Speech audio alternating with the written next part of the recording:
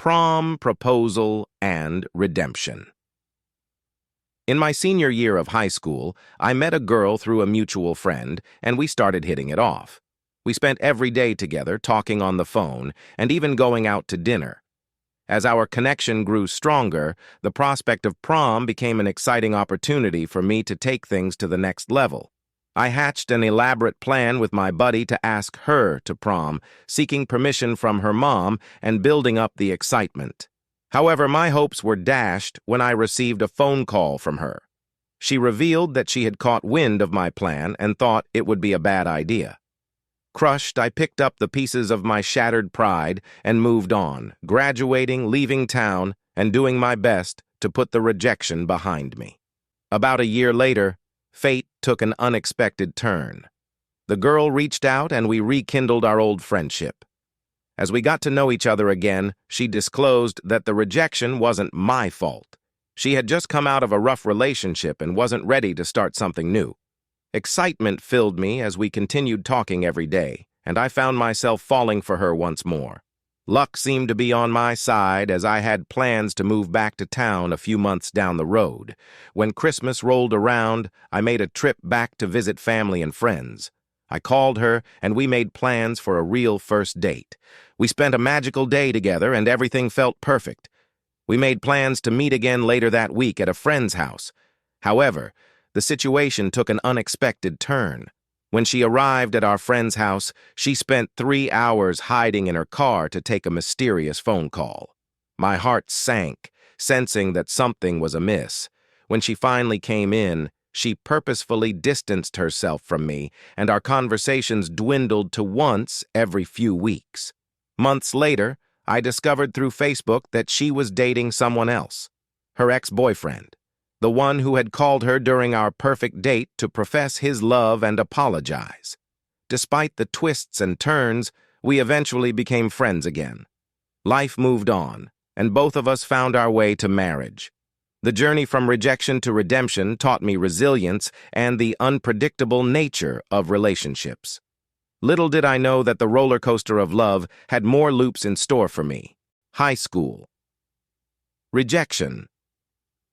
Back in high school, I decided to take a chance and ask a girl out, fully expecting a rejection.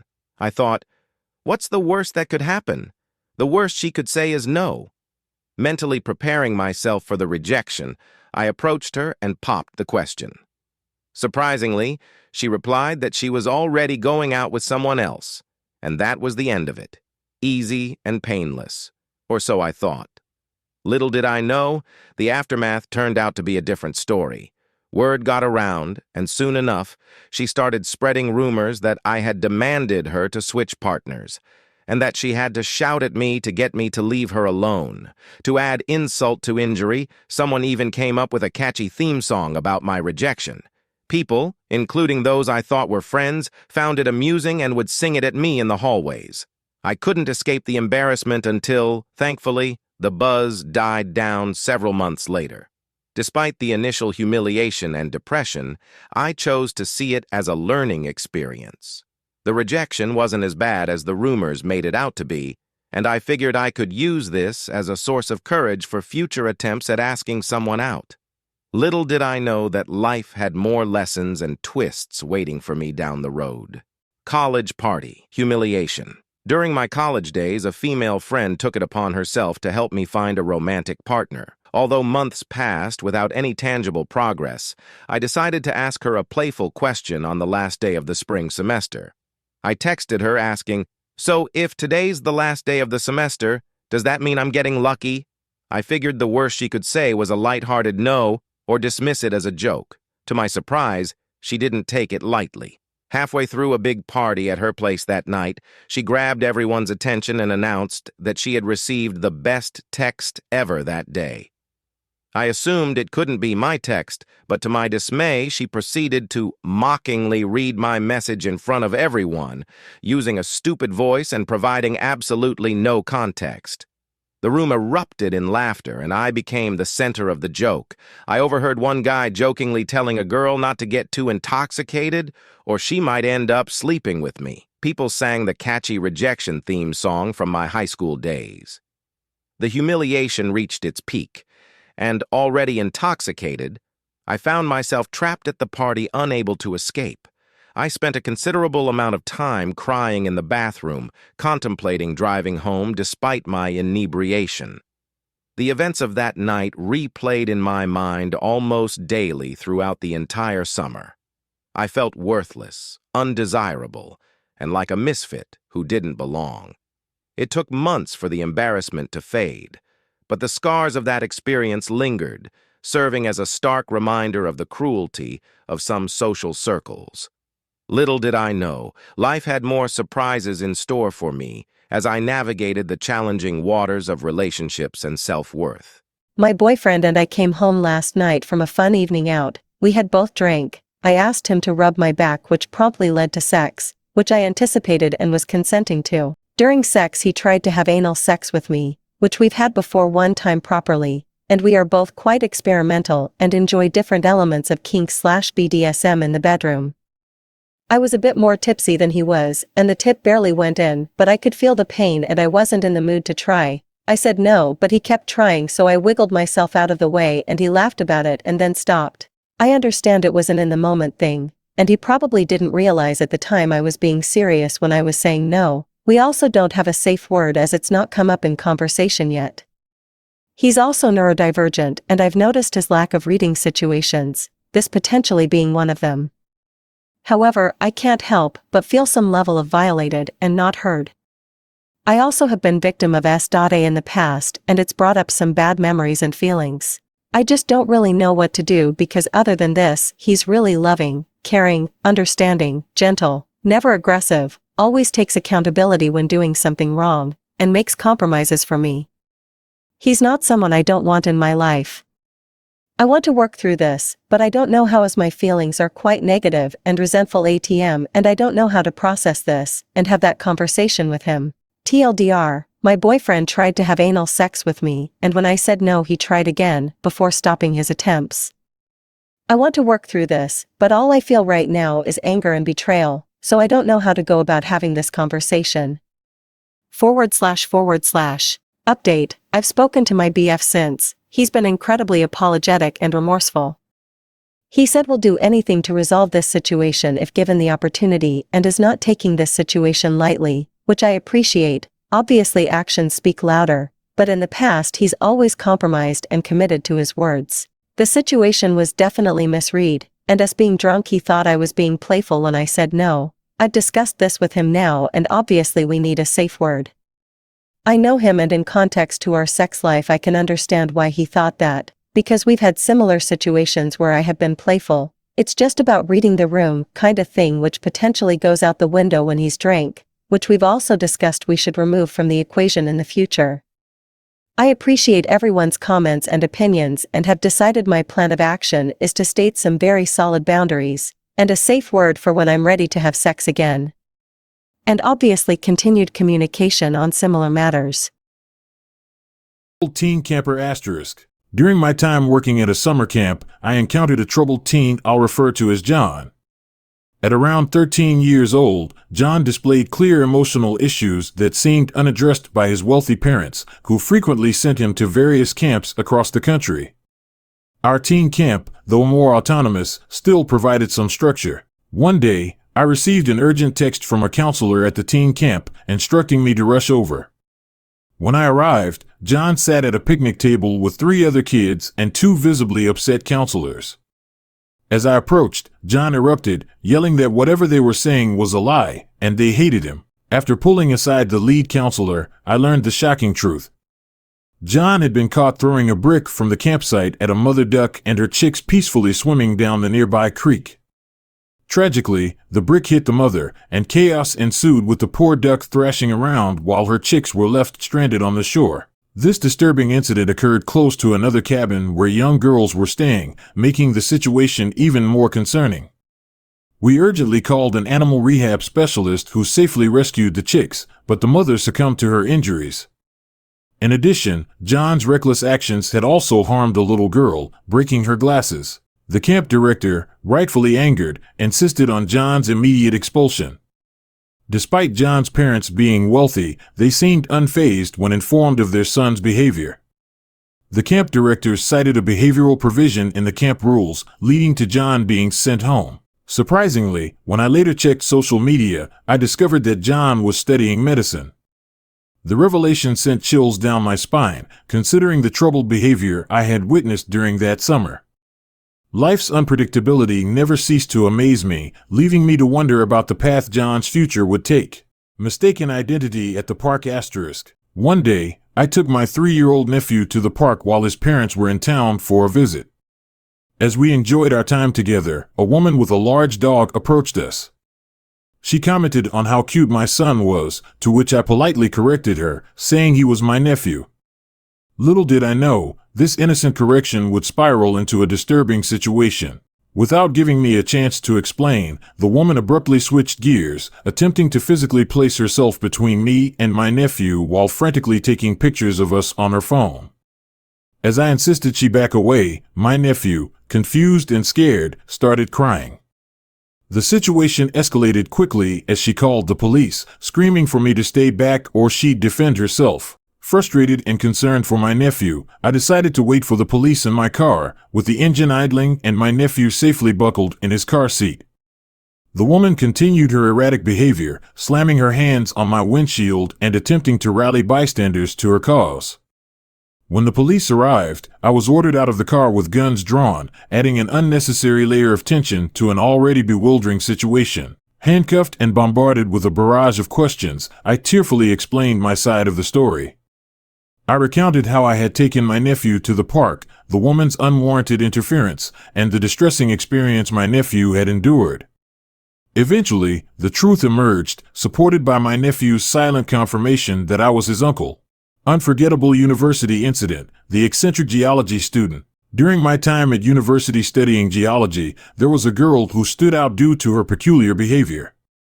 She wore consistently unwashed, all-black clothes, sported bright ginger hair, and adorned herself with oversized, spiky plastic jewelry in eye-catching shades of orange. Her oddities extended to the classroom, where she unabashedly picked her nose. One day during a field trip to Spain, I noticed an intriguing detail in the back of her notebook, a tally chart.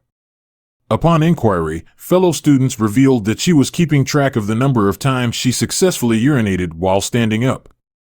Intrigued, I decided to discreetly observe her on one of our field trips. Sure enough, during breaks in our geology excursions, she would seek out what she thought were discreet spots, though they rarely were.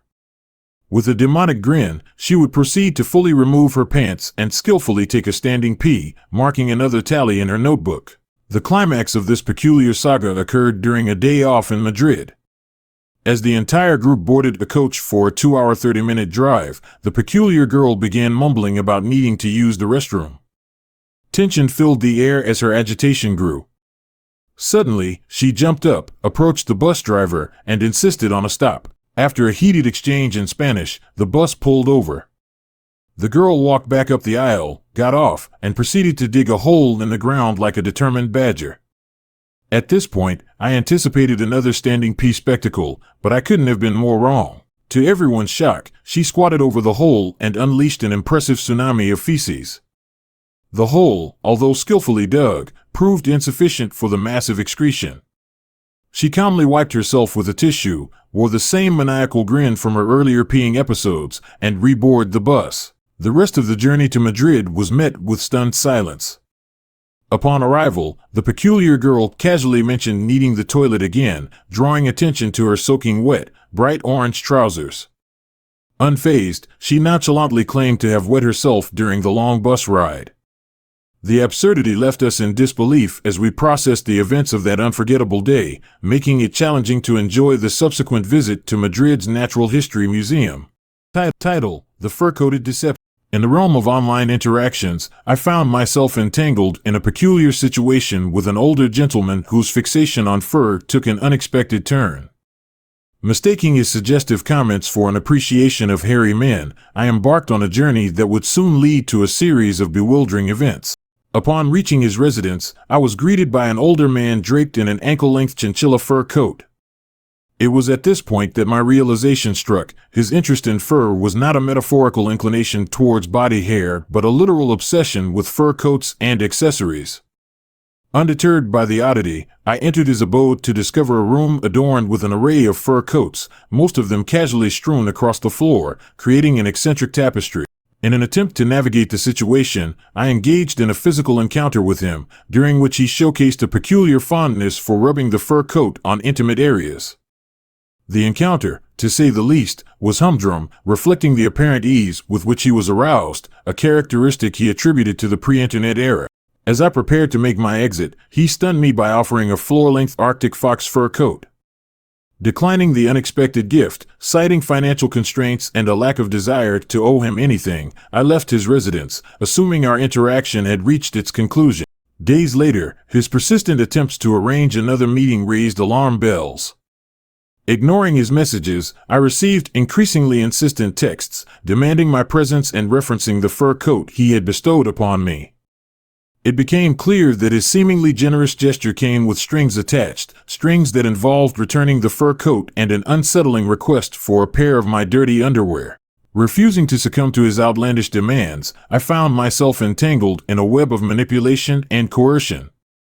His threats ranged from involving law enforcement to exposing my sexual orientation, and even invoking his unsuspecting wife into the equation. However, I stood my ground, reminding him of his initial insistence that the fur coat came without any expectations.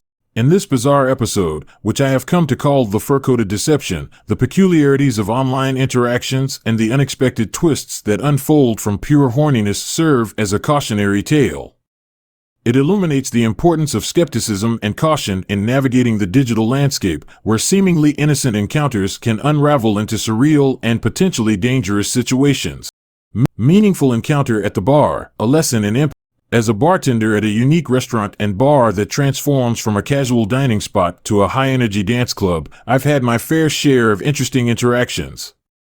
One memorable encounter, however, left a lasting impact on me and served as a powerful reminder of the importance of empathy. On trivia nights, where we also offer half-price table taps of beer, a middle-aged man walked in, appearing quite ordinary at first glance. My initial assumptions about him being a stereotypical construction worker, based on his hands, reminded me of the ongoing journey to curb my own judgments. I decided to engage him, introducing him to the special, explaining that the beer tower was a more cost-effective option than ordering 3 large beers. Initially reserved, he gradually warmed up, sharing that he had recently returned to the area after spending 25 years in New Orleans. Our conversation flowed from the special to our mutual love for classic rock, particularly bonding over bands like Widespread Panic. As we chatted, he casually mentioned that his daughter, usually accompanying him, was away at college in Florida for spring break. As the evening progressed, he paid his tab after spending around 3 hours at the bar. It was during his departure that the encounter took an unexpected turn.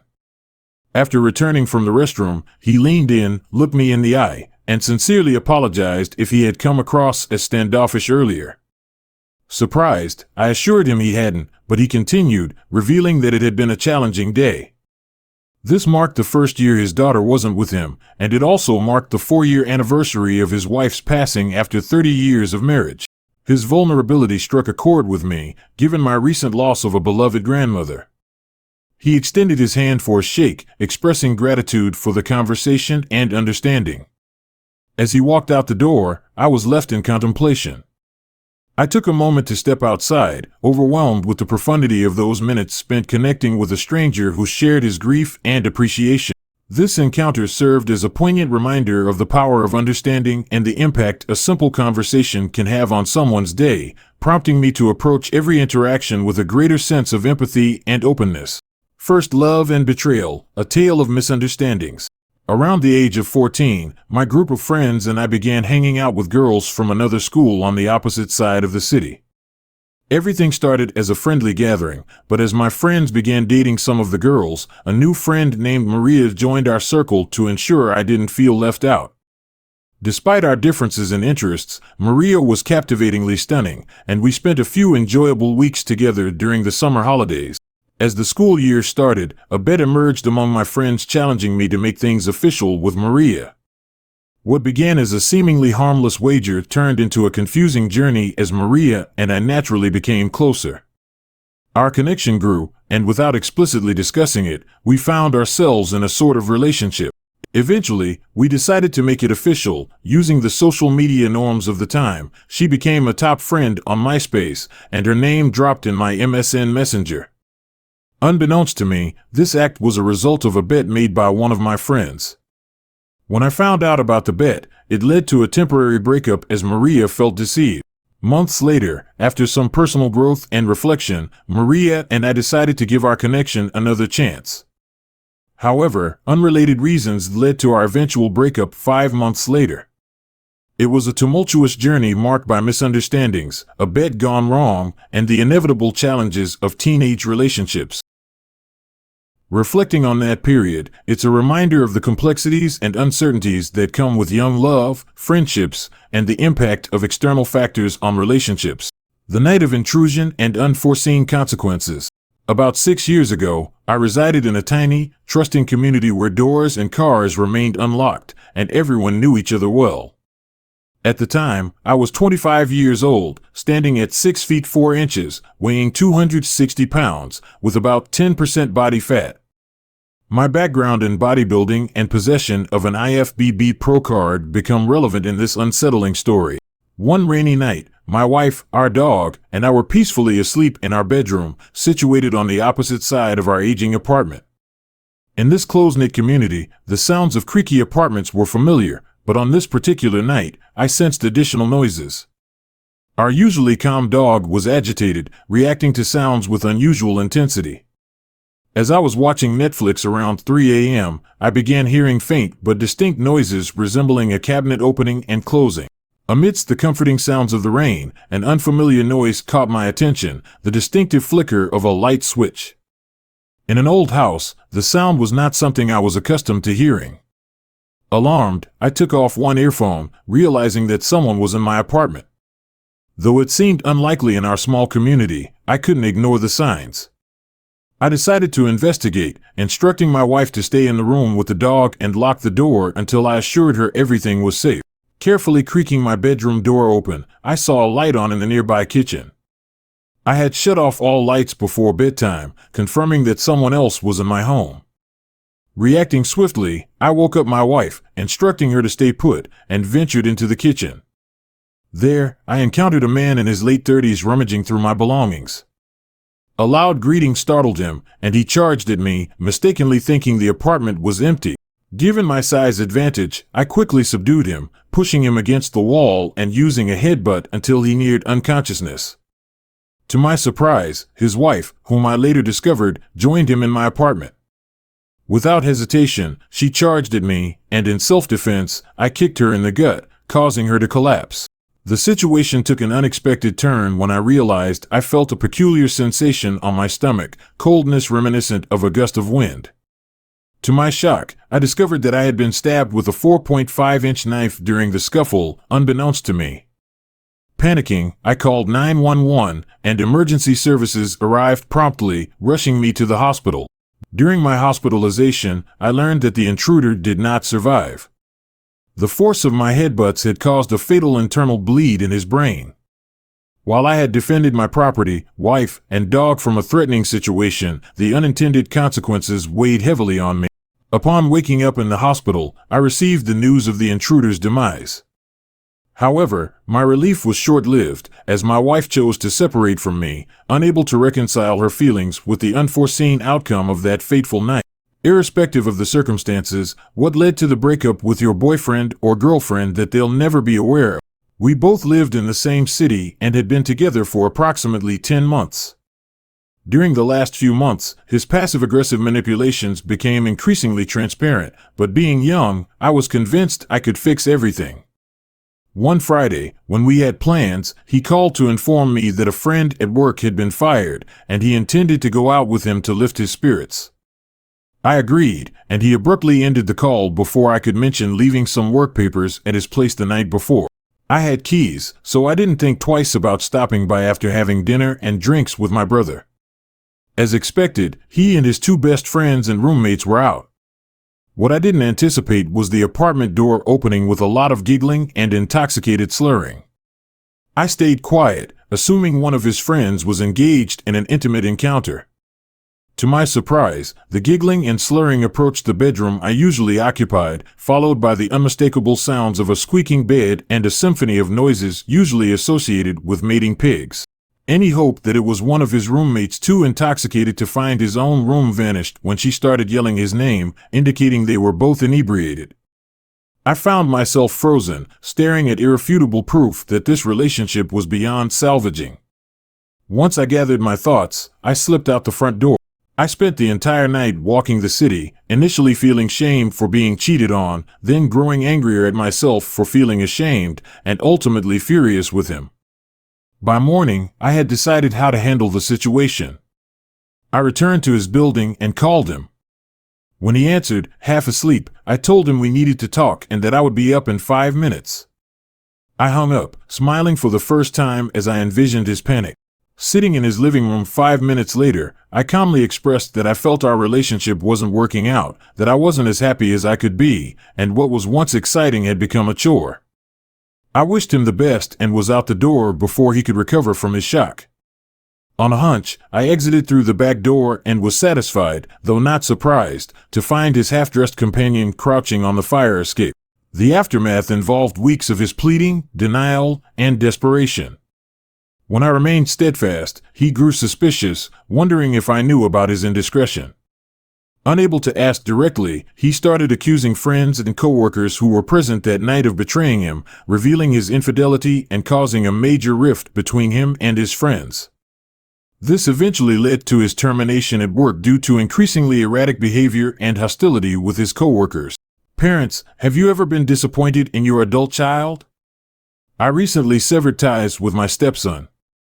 He entered my life at the age of 12, a few months shy of turning 13, and now, at 23, after a decade of tumultuous experiences, I had to make a difficult decision.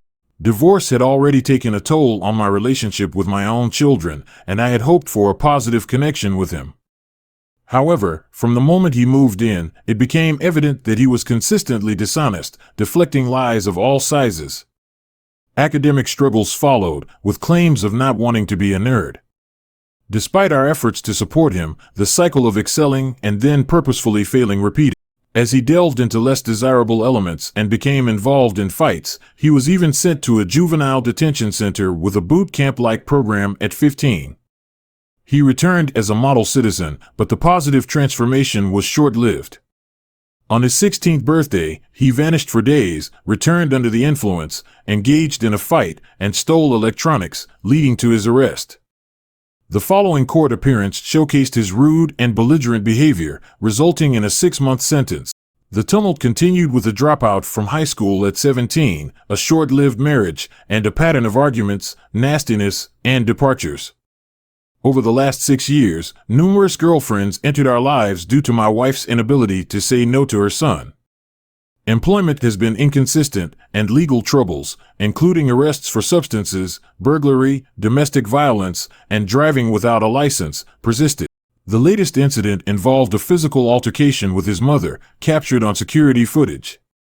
Despite my explicit ban on a particular girlfriend, she returned, revealing she is pregnant. Faced with this violent episode, I made it unequivocal: he is disowned. My wife reluctantly agreed, but I fear it might not be a lasting resolution. I have made my stance clear: from now on, she must choose between him or me. It's a heart-wrenching situation, and the uncertainty of the future fills me with sadness. Story 1: Childhood Friendship and Tragedy. At the tender age of 8, I forged a profound friendship with a girl who had recently moved into my neighborhood. The summer months were a whirlwind of shared adventures, from playing in our backyards to cooling off at the pool. Our camaraderie solidified when we discovered a mutual fascination with a small anthill in my backyard. Little did I know that this seemingly ordinary childhood bond would evolve into a poignant chapter of my life. As we progressed into adolescence, our friendship endured. However, subtle changes began to manifest in her behavior. The once vibrant and energetic girl I knew started to exhibit signs of fatigue and occasional breaks during our activities. She would share snippets about doctor visits and testing, attributing them to routine checkups.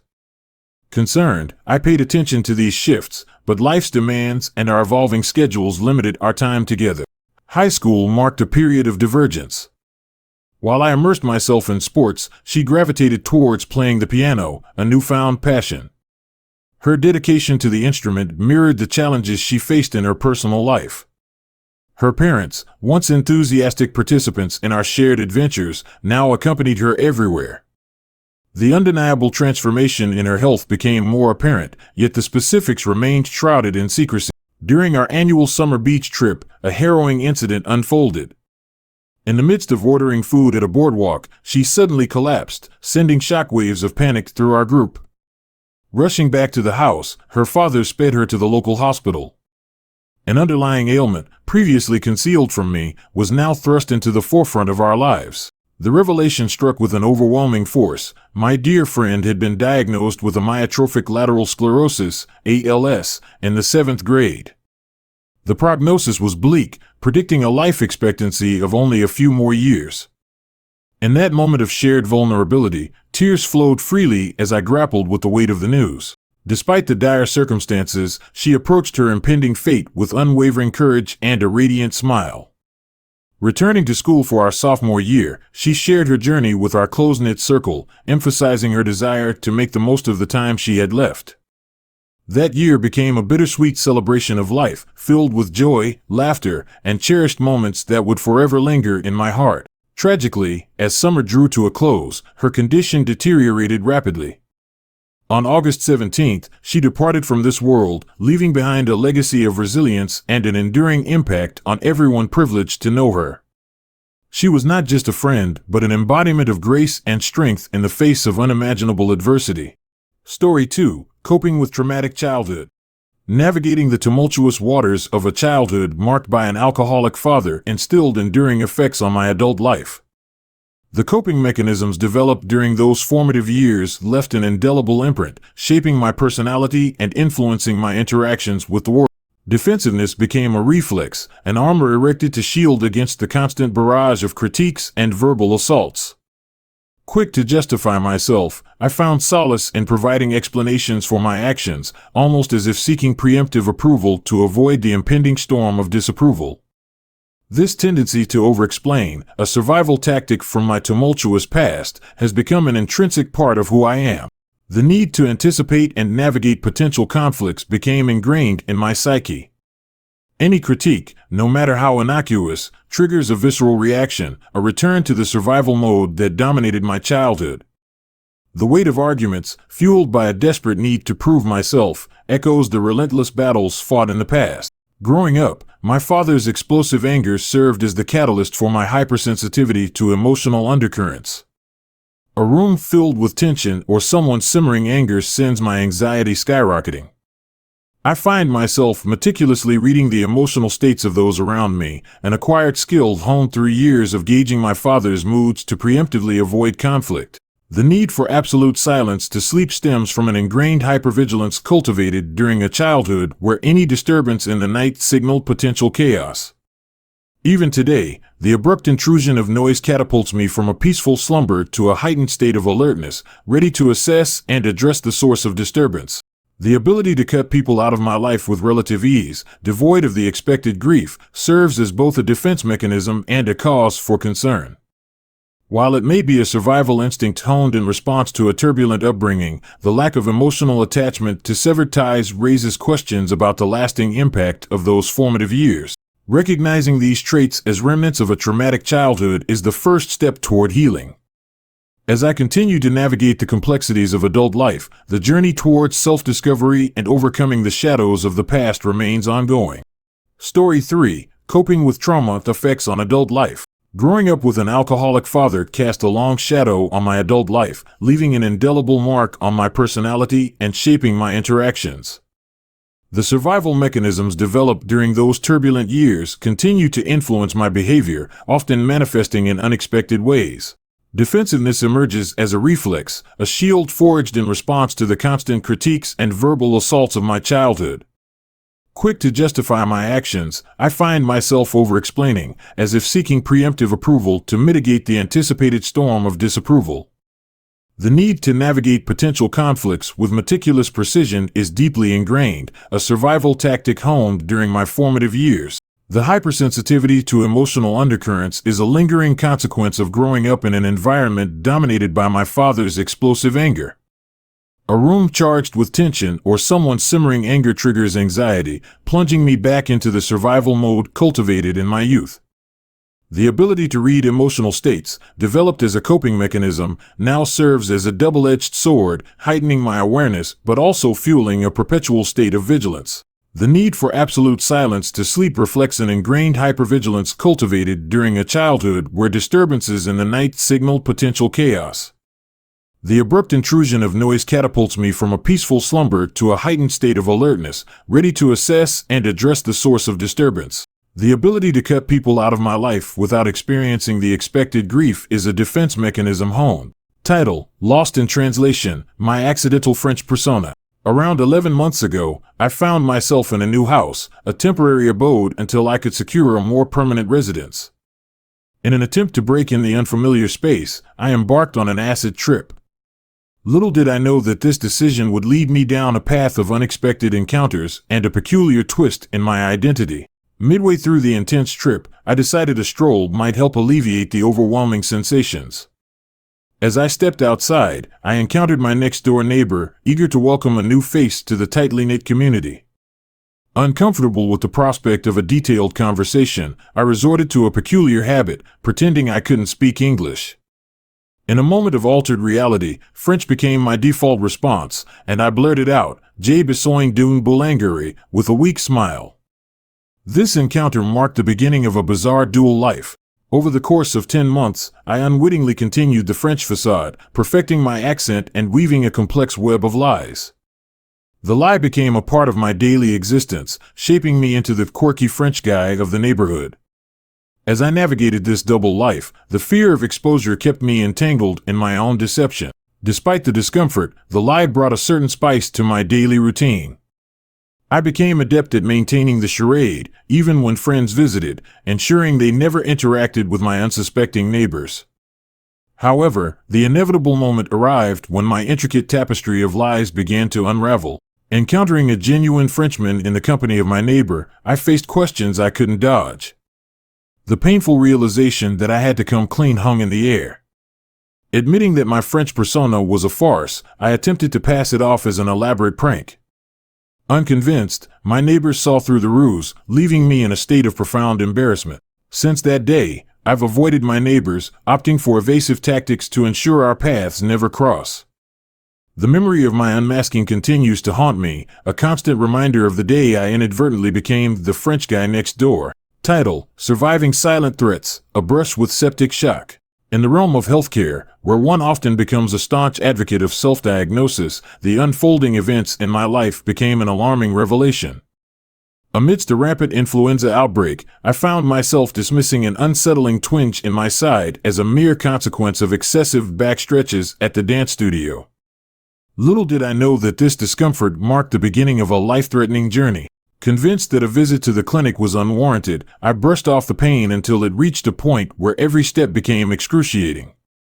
Obliging to my instincts, I reluctantly decided to seek medical attention, attributing the discomfort to perhaps a pulled muscle. However, the absence of typical flu symptoms, coupled with the persistent pain over my left kidney, left me pondering over a more sinister possibility. Summoning my husband for assistance, I headed to an urgent care clinic, expecting a routine confirmation of my self-diagnosis and a prescription for symptom management. Little did I anticipate the cascade of events that ensued. The physician's demeanor and the unexpected delivery of my test results by a lab tech hinted at a severity that I had failed to acknowledge. My self-diagnosed pyelonephritis evolved into a critical condition involving renal failure, E. coli septicemia, and septic shock.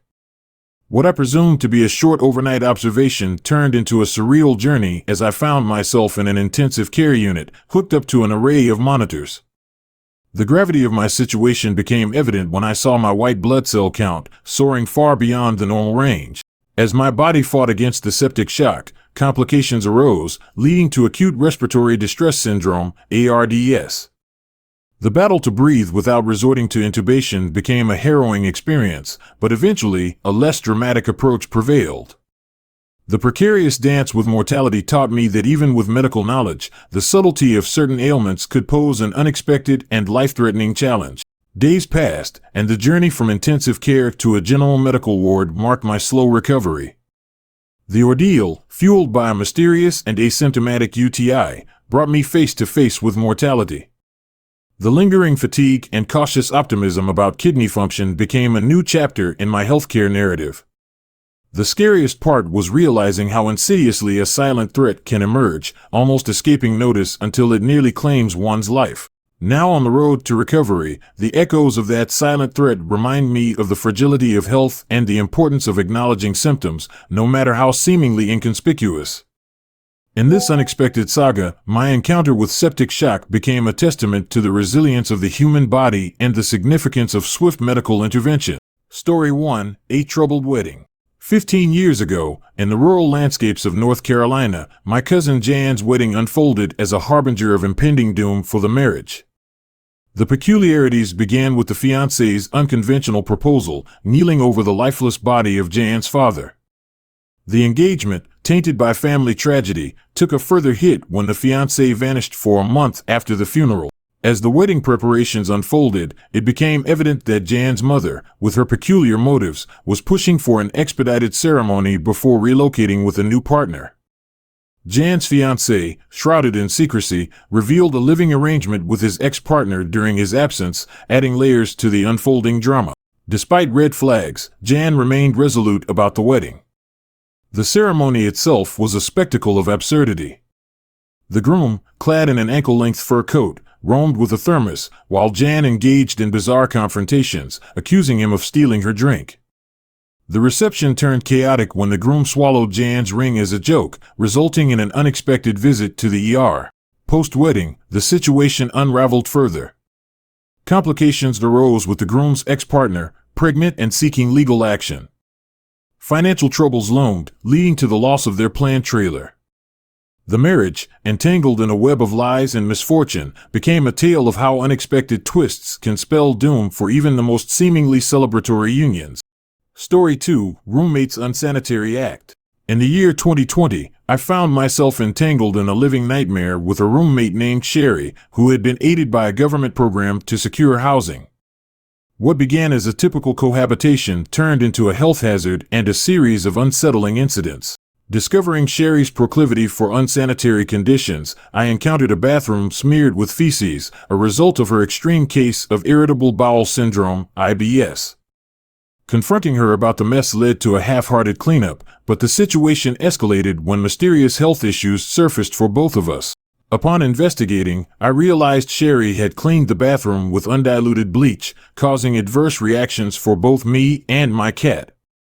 The aftermath involved a struggle to make my landlord comprehend the severity of the situation, and eventually, Sherry was ousted from the apartment. However, this was just the beginning of a tumultuous living situation that would leave lasting scars. Story 3: Coerced into Unusual Desires. An ill-fated encounter with an older individual took a bizarre turn when my eagerness for connection blinded me to the peculiarities of their desires. Engaging with them online, the discussion revolved around a particular interest, which, to my misunderstanding, I assumed referred to a preference for certain traits. Upon arriving at their residence, the truth unraveled. They were an enthusiast of a specific hobby, with a room filled with related items. The encounter, though initially unremarkable, took a surreal twist when they offered me an unusual gift. Days later, their demands escalated, including threats to involve authorities if I didn't comply. The situation unveiled a manipulative agenda, exposing the individual's true intentions to coerce me using a particular item as leverage. The disturbing saga ended with me standing firm against their attempts, realizing the depth of the deception and manipulation. Unveiling dysfunction, the eccentric prelude to a troubled marriage.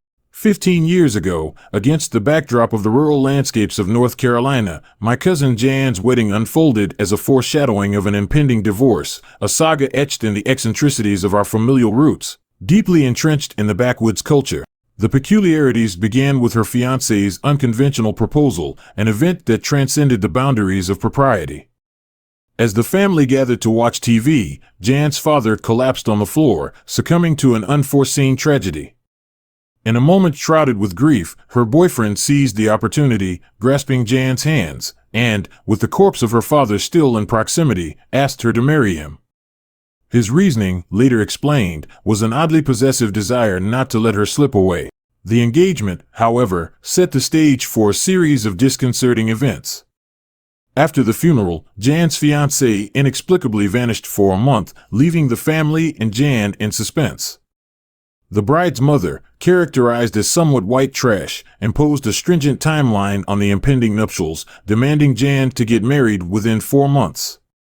This mandate stemmed from her mother's intentions to relocate to another state with a new boyfriend, aiming to elude persistent bill collectors. When the elusive fiancé reappeared, the reasons behind his mysterious absence unfolded. He had been cohabiting with his ex-girlfriend, driven by a bizarre ultimatum to dedicate a month of his life to her or face legal consequences over child support for their infant son. Despite these red flags, Jan clung to her desire to marry him. Wedding preparations ensued, overshadowed by financial strain. Jan's mother, despite her insistence on the 4-month timeline, contributed nothing towards the wedding expenses. The culmination of bizarre circumstances reached its pinnacle on the wedding day. The groom, exhibiting eccentric behavior, roamed the premises with a thermos filled with PBR, asserting to anyone who would listen that Jan was a good starter wife. The reception unfolded with Jan hurling accusations at the groom, including the bizarre claim of him stealing her drink. A jest taken too far, he pulled the ring off Jan's finger and swallowed it. Post-wedding, the situation deteriorated. Discomfort from ingesting the ring led to an ER visit, causing financial strain due to the canceled honeymoon and unnecessary expenses. Debt problems escalated, culminating in the loss of the planned trailer. The newlyweds, unable to secure a deposit, moved into the groom's parents' home, unraveling the fragile fabric of their relationship. Within 3 months, the groom's ex-girlfriend reemerged, pregnant with his second child, reigniting turmoil. Legal battles ensued, and Jan found herself grappling with multiple jobs to make ends meet, all while residing uncomfortably with her in-laws. The groom's erratic actions, including selling Jan's car and disappearing for weeks, further exacerbated the marital discord. The rift deepened as he accused her of infidelity, believing he couldn't have more than 2 children in a lifetime. In hindsight, Jan's wedding served as a grim prelude to an unraveling marriage, marked by peculiarities, financial woes, and a web of dysfunction that ultimately led to its demise. Title: A Harrowing Coexistence. In the tumultuous year of 2020, I found myself caught in a living nightmare with an erstwhile roommate, using the pseudonym Sherry for privacy. Little did I know that my escape from a hazardous living situation, where a caregiver allowed a small dog to menace my cat, would lead me into an even darker ordeal. Sherry, a beneficiary of a government housing program, was grappling with alcoholism and severe irritable bowel syndrome, IBS. My first foray into independent living quickly became a lesson in resilience and endurance. Early on, it became evident that Sherry was no stranger to squalor, lacking experience in maintaining a clean home. However, what ensued surpassed the realm of mere untidiness. One fateful night, I discovered an unspeakable scene in the bathroom, a distressing mosaic of human feces adorning the toilet seat, floor, and walls. Confronting Sherry with photographic evidence, I expected swift resolution. Little did I anticipate the horror that unfolded when her explanation revolved around her IBS, claiming she couldn't control the mess. Despite my frustrations, I let the incident slide, considering Sherry's entry into the house through a government program. However, a sinister turn of events awaited. 2 weeks later, mysterious symptoms afflicted both Sherry and me, including dry throat, stomach aches, migraines, and dizziness. The revelation that Sherry had cleaned the bathroom floor with undiluted bleach explained our suffering. My feet burned as I walked on the floor, and the scent of bleach infiltrated my room under the door, affecting my cat's well-being. Dismayed but determined, I documented each incident and shared my grievances with the landlord, who reluctantly granted us access to the upstairs bathroom. As the months passed, tensions escalated. My attempts to maintain privacy were thwarted when I discovered Sherry attempting to intrude on my personal space. Locked doors became a necessity. The climax arrived when, in a cleaning fervor, I accidentally locked the kitchen door instead of my own. Sherry's explosive reaction, a cacophony of threats and slurs, left me fearing for my safety. The landlord initially dismissed the severity of the situation, attributing it to Sherry being an old woman. Only when she threatened me directly did he intervene. The tumult reached its peak with Sherry's forceful eviction, a video capturing the walls shaking from her violent attempts to breach my room. The landlord's disbelief turned into acknowledgement, and Sherry's removal marked the end of an ordeal. However, the scars of that harrowing coexistence lingered as a stark reminder of the unpredictability that life can thrust upon us. Title: The Fur-Coated Deception. In the realm of online interactions, I found myself entangled in a peculiar situation with an older gentleman whose fixation on fur took an unexpected turn. Mistaking his suggestive comments for an appreciation of hairy men, I embarked on a journey that would soon lead to a series of bewildering events. Upon reaching his residence, I was greeted by an older man draped in an ankle-length chinchilla fur coat. It was at this point that my realization struck: his interest in fur was not a metaphorical inclination towards body hair, but a literal obsession with fur coats and accessories. Undeterred by the oddity, I entered his abode to discover a room adorned with an array of fur coats, most of them casually strewn across the floor, creating an eccentric tapestry. In an attempt to navigate the situation, I engaged in a physical encounter with him, during which he showcased a peculiar fondness for rubbing the fur coat on intimate areas. The encounter, to say the least, was humdrum, reflecting the apparent ease with which he was aroused, a characteristic he attributed to the pre-internet era. As I prepared to make my exit, he stunned me by offering a floor-length Arctic fox fur coat. Declining the unexpected gift, citing financial constraints and a lack of desire to owe him anything, I left his residence, assuming our interaction had reached its conclusion. Days later, his persistent attempts to arrange another meeting raised alarm bells. Ignoring his messages, I received increasingly insistent texts, demanding my presence and referencing the fur coat he had bestowed upon me. It became clear that his seemingly generous gesture came with strings attached, strings that involved returning the fur coat and an unsettling request for a pair of my dirty underwear. Refusing to succumb to his outlandish demands, I found myself entangled in a web of manipulation and coercion. His threats ranged from involving law enforcement to exposing my sexual orientation, and even invoking his unsuspecting wife into the equation. However, I stood my ground, reminding him of his initial insistence that the fur coat came without any expectations. In this bizarre episode, which I have come to call the fur-coated deception, the peculiarities of online interactions and the unexpected twists that unfold from pure horniness serve as a cautionary tale. It illuminates the importance of skepticism and caution in navigating the digital landscape, where seemingly innocent encounters can unravel into surreal and potentially dangerous situations.